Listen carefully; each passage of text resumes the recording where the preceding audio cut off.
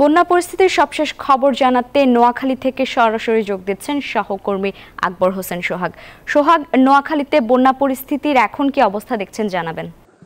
ধন্যবাদ লাইবা, আপনি যেমনটা জানতে চেয়েছেন আমি আছি এখন নোয়াখালী জেলা শহরে। আসলে নোয়াখালী জেলা শহরে এখন পর্যন্ত পানি ব্যাপক পানি আপনি দেখতে পাচ্ছেন যে আমার পিছনে পানি, এবং আসলে গতকাল কিছু বৃষ্টি হলেও আজকে বৃষ্টি না থাকার কারণে পানি সকাল থেকে কিছুটা পানি নামতে শুরু করেছে।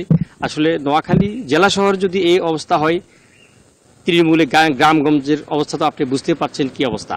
তা আসলে গ্রামগঞ্জে পানিবন্দী মানুষ থাকলেও তাদের আসলে একটাই সমস্যা, তাদের খাদ্য সংকট এবং বিশুদ্ধ ট্যাবলেট এবং পানির যথেষ্ট সংকট দেখা দিয়েছে।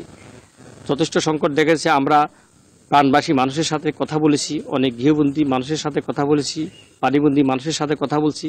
তারা আমাদেরকে জানিয়েছেন যে তারা আসলে পর্যাপ্ত পরিমাণ তারা এখনও ত্রাণ সামগ্রী পাচ্ছেন না।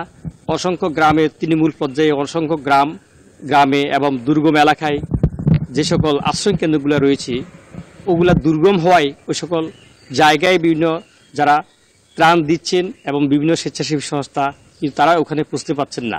কিন্তু তারা যথেষ্ট পরিমাণ ত্রাণ না পাওয়ায় তাদের ভিতরে হতাশা দেখা দিয়েছে। তারা সবচেয়ে এছাড়া আমি আরেকটু যদি বলি, ওই সকল এলাকায় যারা পানিবন্দী মানুষ তারা তাদের বাড়িঘরে পানি ঢুকে যাওয়ার কারণে তারা একদিকে সাপের ভয়ে আতঙ্কে আছেন, অন্যদিকে তারা বিশুদ্ধ পানি এবং ট্যাবলেটের যথেষ্ট অভাব রয়েছে। এছাড়া ডায়রিয়াও অনেকের দেখা দিয়েছে। তো আসলে এই বিষয়ে আমি কথা বলছি গতকাল সিভিল সার্জন ইফতেখার মাসুমের সাথে। তিনি আমাকে জানিয়েছেন যে তাদের যথেষ্ট পরিমাণ ওষুধ সামগ্রী আছে এবং তাদের পানি বিশুদ্ধকরণ ট্যাবলেট দেওয়া হচ্ছে এবং তাদের একটি মেডিকেল টিমের মাধ্যমে প্রতিটা গ্রাম মহল্লায় এবং পাড়ায় তারা যাচ্ছেন এবং চিকিৎসার ব্যবস্থা করছেন। তো এই ছিল আমার কাছে নোয়াখালী থেকে বন্যা নিয়ে সর্বশেষ।